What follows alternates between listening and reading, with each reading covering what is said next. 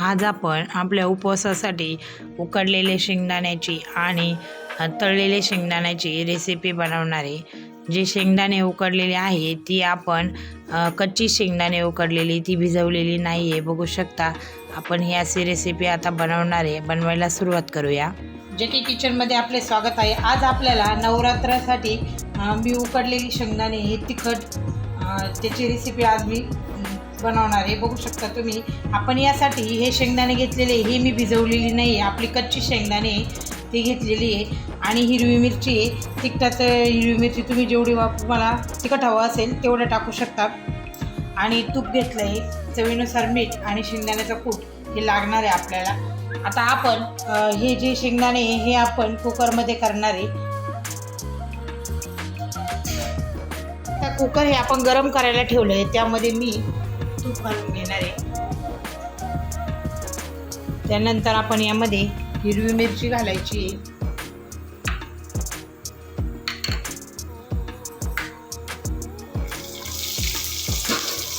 हिरवी मिरची चांगली परतून द्यायची आहे आपल्याला. पण यामध्ये हे शेंगदाणे घालणार आहे.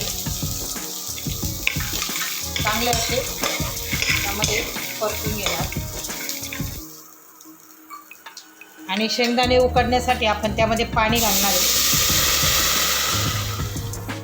पाणी हे आपल्याला प्रमाणातच घालायचं आहे आणि थोडंच घालायचं आहे. बघू शकता तुम्ही मी पाणी किती घातलं आहे. आपल्याला ग्लासभर पाणी लागेल तेवढं मी टाकलं आहे.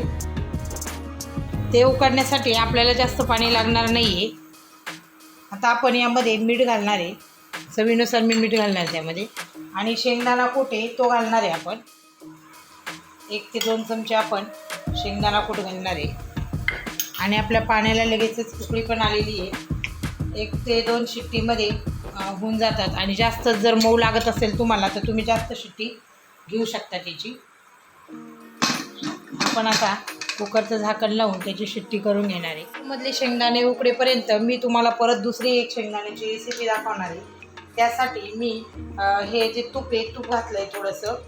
आपण शेंगदाणे हे तळून घेणार आहे. तळलेले शेंगदाण्याची रेसिपी करणार आहे आपण.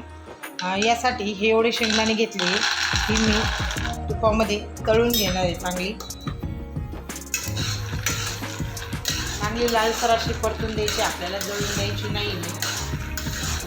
आपल्याला उपवासाच्या खिचडीबरोबर खाण्यासाठी सुद्धा हे शेंगदाणे छान लागतात. त्यासाठी आपण काहीतरी नवीन उपवासाची दररोज मी तुम्हाला रेसिपी दाखवते. बघू शकता तुम्ही हे शेंगदाणे हे आपण चांगले लालसर असे होऊन द्यायची. शेंगदाणे हे असे छान असे लाल परतून झाले. हे आपण हे साईडला काढून घेणार आहे. आणि कढईमध्ये आपण परत थोडंसं तूप टाकून हिरवी मिरची ही परतून घेणार आहे. आपण लाल हिरवी मिरची परतून घेणार आहे. बघू शकता तुम्ही. छान असे परतून द्यायची. जी आपली परतली ही यामध्ये मी टाकून घेणार आहे. पण लाल मिरची पावडर घालणार आहे. गरम असतानाच घालते मी. तुम्हाला जितकं तिखट हवं असेल तितकं टाकू शकता तुम्ही. आपण त्याला हिरवी मिरची सुद्धा घातली आहे, त्यामुळे मी थोडंसं लाल मिरची पावडर घातली आहे.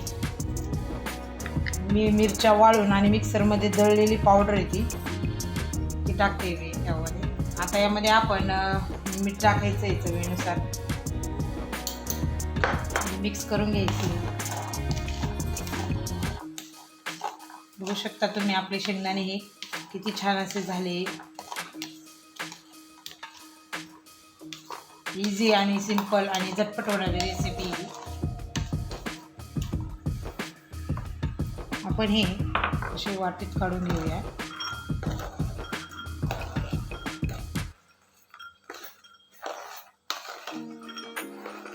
बघू शकता तुम्ही किती छान असे आपले हे शेंगदाणे झाले.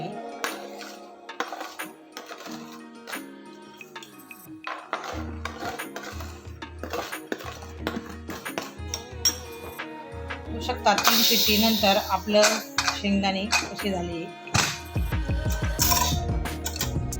हे बघा आपले शेंगदाणे कशी शिजले.